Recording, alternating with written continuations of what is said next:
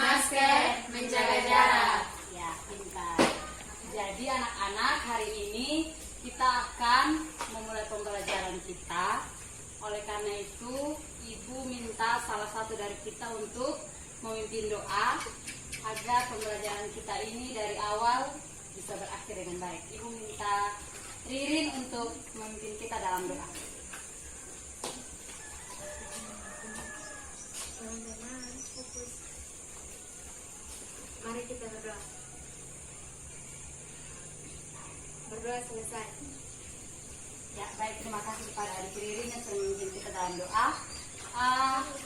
Ketua kelas hari ini yang tidak hadir siapa? Roni Sinta Olin. Jadi 3 orang ya yang tidak hadir. Oke anak-anak, jadi hari ini kita akan belajar biologi. Anak-anak pasti sudah tahu kan, belajar biologi itu menyenangkan. Ya. Apalagi kalau ibu yang mengajar. Oke, jadi hari ini sebelum itu ibu ingin bertanya kepada anak-anak. Anak-anak pernah memakan keju? Pernah. Nata de coco? Pernah. Yogurt? Pernah. Nah, anak-anak kira-kira tahu tidak makanan-makanan yang tadi itu terbuat dari apa? Bakteri. Ada jawaban lain? Jamur. Susu. Masih ada? Susu. Nah, baik. Jadi jawaban adik-adik itu benar. Nah, makanan-makanan yang tadi adik-adik sebutkan itu adalah makanan-makanan yang proses pembuatannya dibantu oleh bakteri. Jadi makanan-makanan itu merupakan makanan hasil fermentasi yang dibantu oleh bakteri. Jadi materi yang akan kita pelajari hari ini adalah tentang bakteri.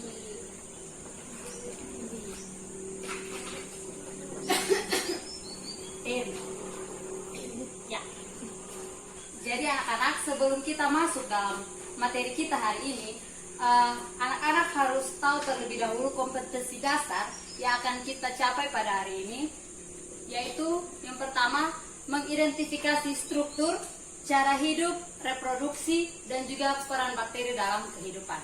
Nah, indeks pencapaian kompetensi yang akan kita capai pada hari ini yaitu yang pertama, dapat menjelaskan pengertian dan ciri-ciri dari bakteri, mengidentifikasi struktur bakteri, menjelaskan penggolongan bakteri, cara reproduksi bakteri, serta mengaitkan peran bakteri yang menguntungkan dan merugikan dalam kehidupan.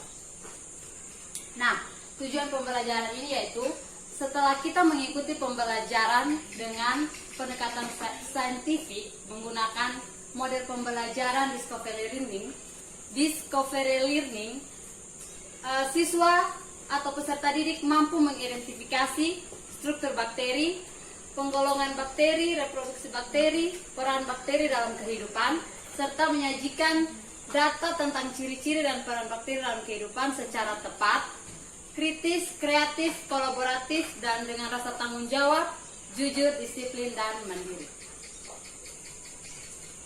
Ya, baik anak-anak.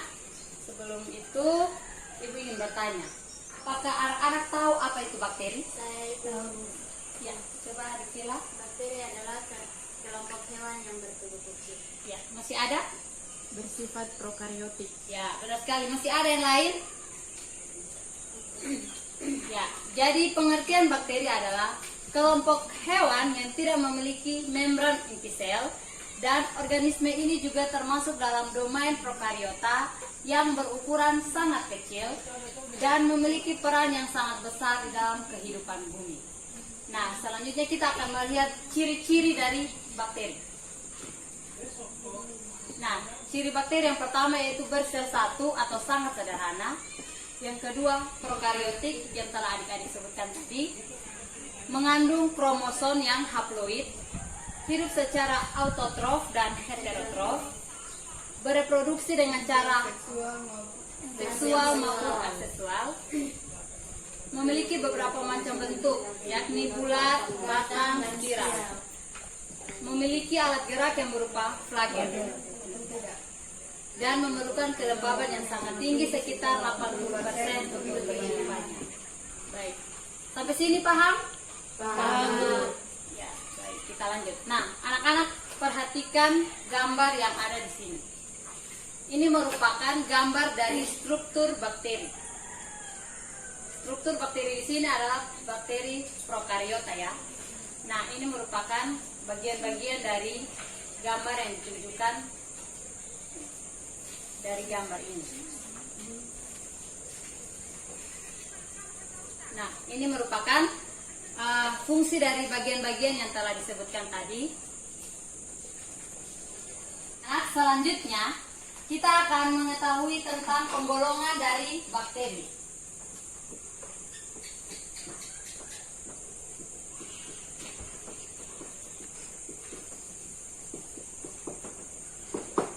Bisa baca?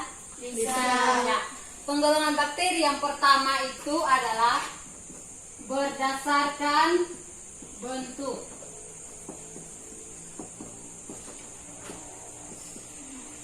Yang kedua, berdasarkan letak flagel. Dan yang ketiga, berdasarkan pewarnaan gram. Yang keempat, berdasarkan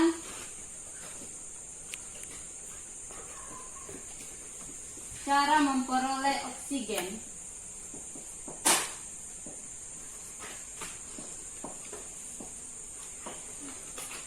Dan yang kelima, berdasarkan cara memperoleh makanan.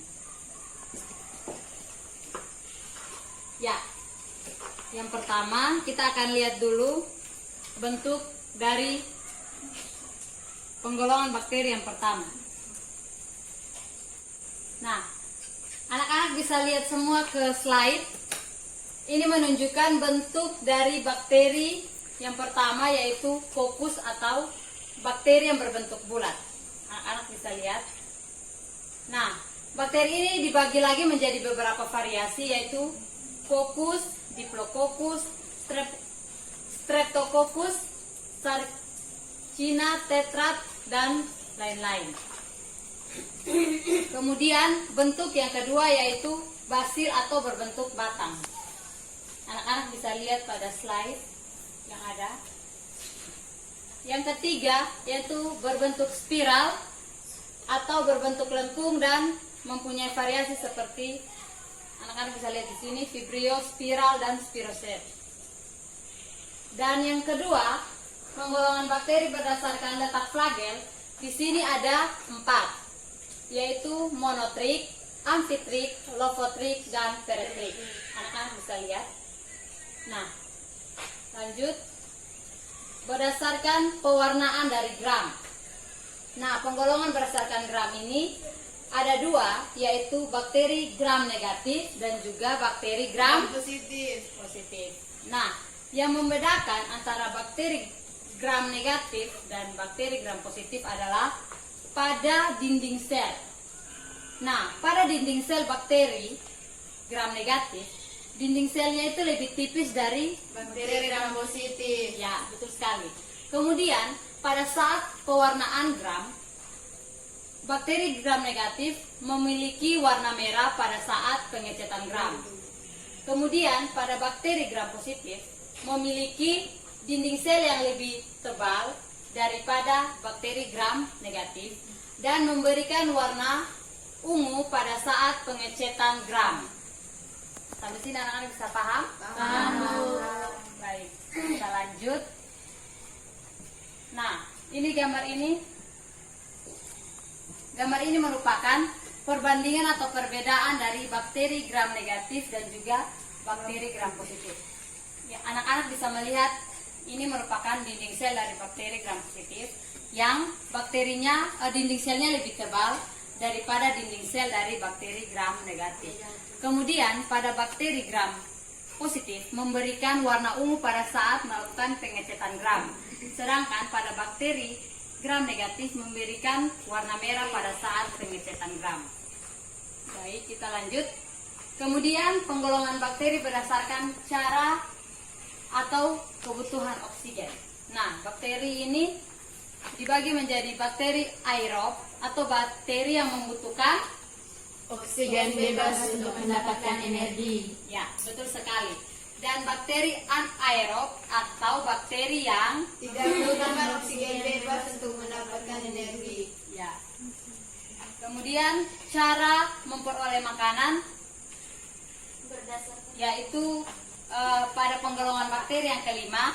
Yang pertama itu Autotrof. autotrof, yaitu menyusun makanannya Sendiri dari bahan-bahan anorganik. ya. Dan yang kedua heterotrof atau Tidak menyusun makanannya sendiri. Nah, lanjut.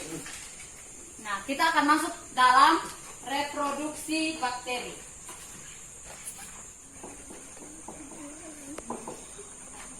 Nah, anak-anak, reproduksi bakteri ini dibagi menjadi dua, yaitu reproduksi secara seksual dan juga Seksual. Ada yang tahu reproduksi seksual itu apa dan reproduksi aseksual itu apa? Yaitu seksual yaitu dengan cara kawin. Kalau aseksual? Cara kawin. Ya. Ya, jawaban anak-anak benar ya. Jadi pembelahan cara reproduksi sel yang pertama aksesual itu tidak kawin dan seksual adalah kawin. Nah, cara reproduksi yang aseksual itu yaitu dengan cara pembelahan biner, yaitu setiap sel membelah menjadi dua dan seterusnya. Jadi ini sel yang pertama, kemudian dia akan melakukan pembelahan menjadi dua bagian.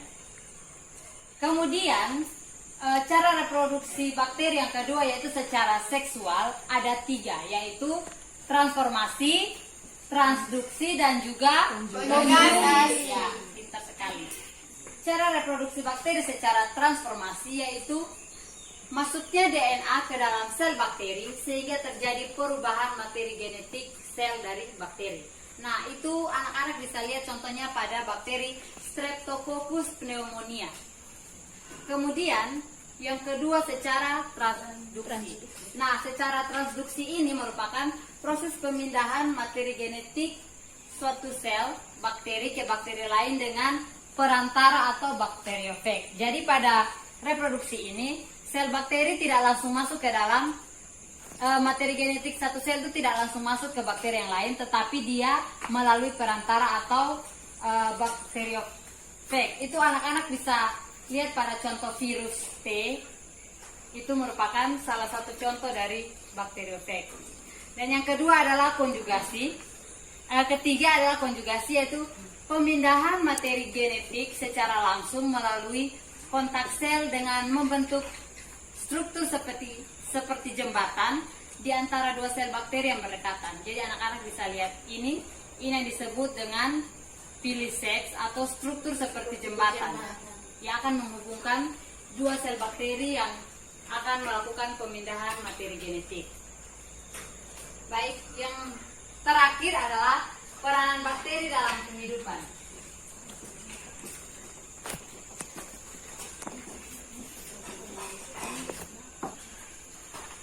Nah, anak-anak, peranan bakteri dalam kehidupan itu ada dua, yaitu peranan bakteri yang menguntungkan dan juga peranan bakteri yang Merugikan.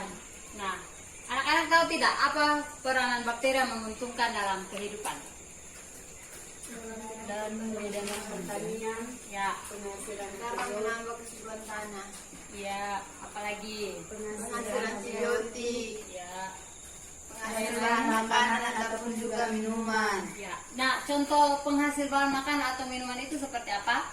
lactobacillus atau pembuatan keju dan minuman nata de coco. Ya, seperti yang tadi pertama anak-anak sebutkan bahwa anak-anak sudah pernah makan keju, minum yogurt dan juga nata de coco. Nah, kemudian peran bakteri yang sering digunakan yaitu untuk pembuatan biogas, pengolahan limbah, rekayasa genetik dan juga ada banyak lagi keuntungan dari bakteri ini. Nah, kerugian yang dihasilkan dari bakteri ini yaitu pada bakteri Salmonella typhosa.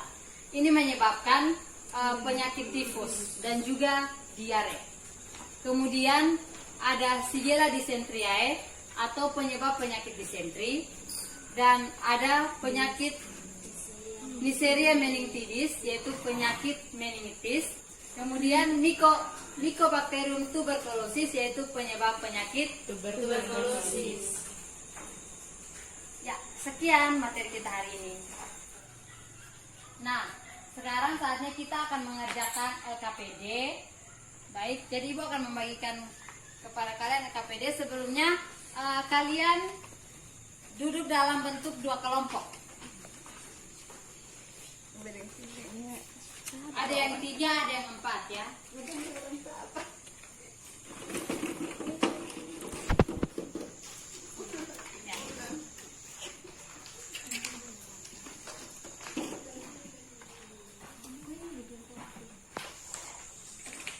Baik anak-anak, waktu pengerjaan untuk LKPD Ibu kasih waktu 15 menit saja. Ya, mulai kerja sekarang.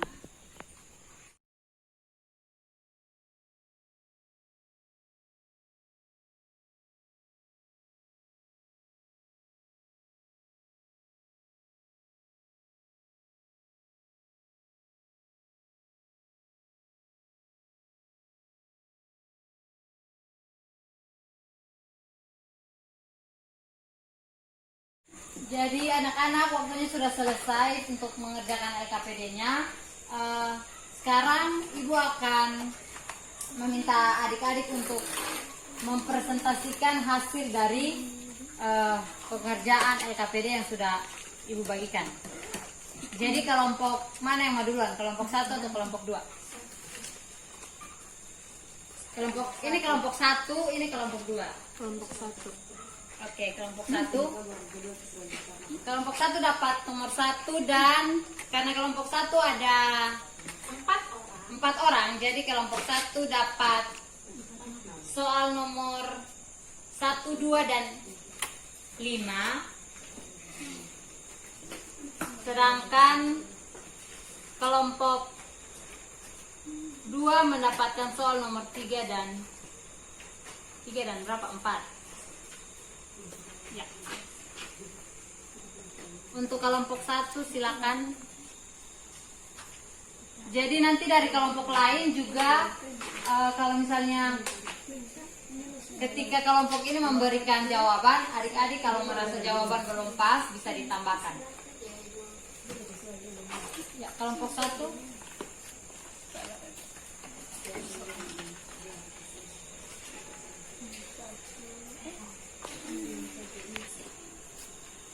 Perhatikan gambar berikut. Jelaskanlah perbedaan antara bakteri gram positif dan bakteri gram negatif. Perbedaan bakteri gram positif dan gram negatif. A. Gram negatif. Dinding sel bakteri lebih tipis dari bakteri gram positif. B. Gram positif. Bakteri gram positif memberikan warna ungu pada penyesatan gram karena dinding peptidoglikanya tebal. Nomor 2, identifikasilah komponen sel bakteri di bawah ini. Struktur tubuh bakteri dan fungsinya. 1. Kapsul. 2. Pili atau pamprai. 3. Flagel. 4. Dinding sel. 5. Membran plasma. 6. Ribosom. 7. Mesosom. 8. Nukleoid. 9 granula, 10 sitoplasma, dan 11 plasma. Ya. Nomor 5, analisislah keuntungan dan kerugian dari bakteri.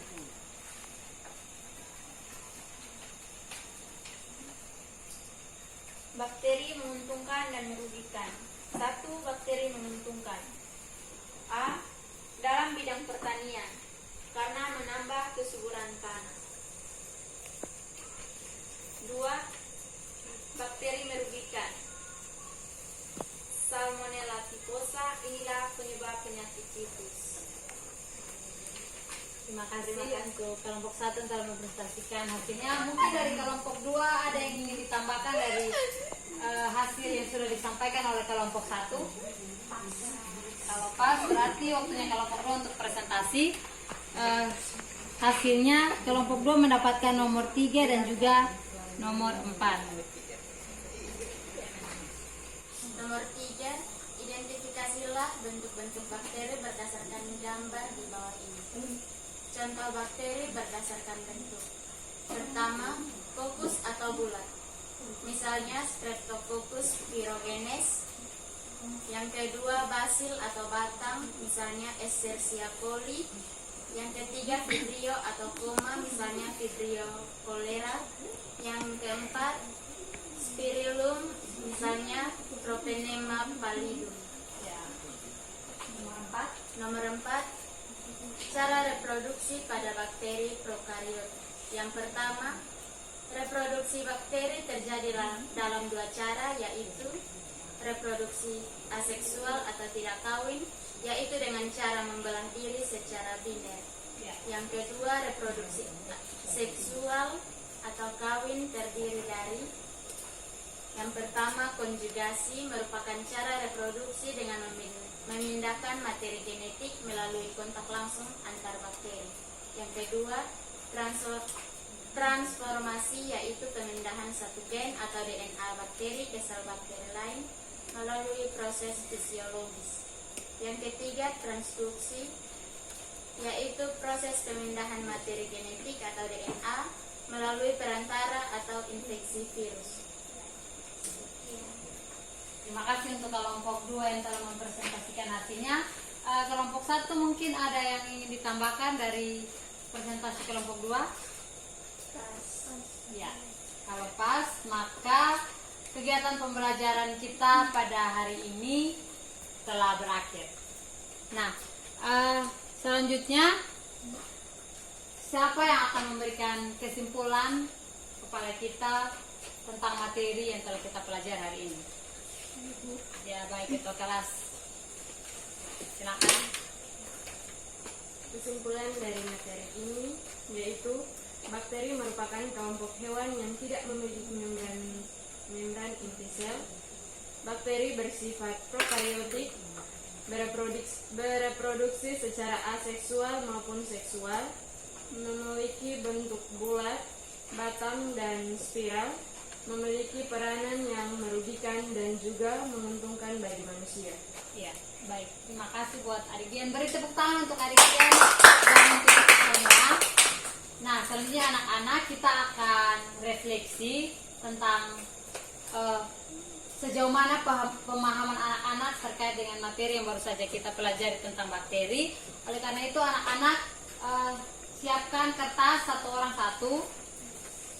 Kemudian tuliskan apa yang anak-anak pahami tentang materi hari ini. Ini jangan menyontek ya. Ini tulis berdasarkan pemahaman dari adik-adik sendiri. Setelah itu nanti refleksi itu dikumpulkan bersama dengan LKPD yang telah dibagikan.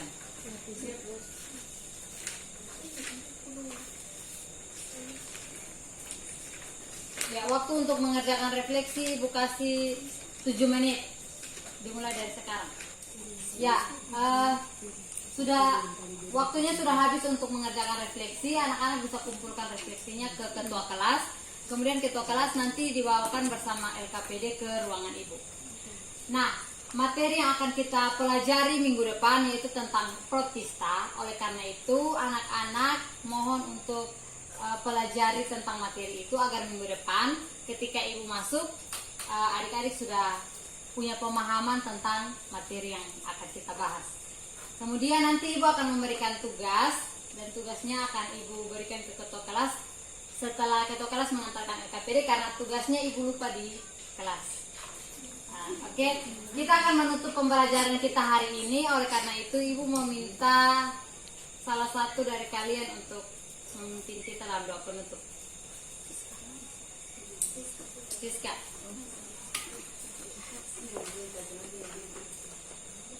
Berulang, mari kita berdoa. Berdoa mulai. Berdoa selesai.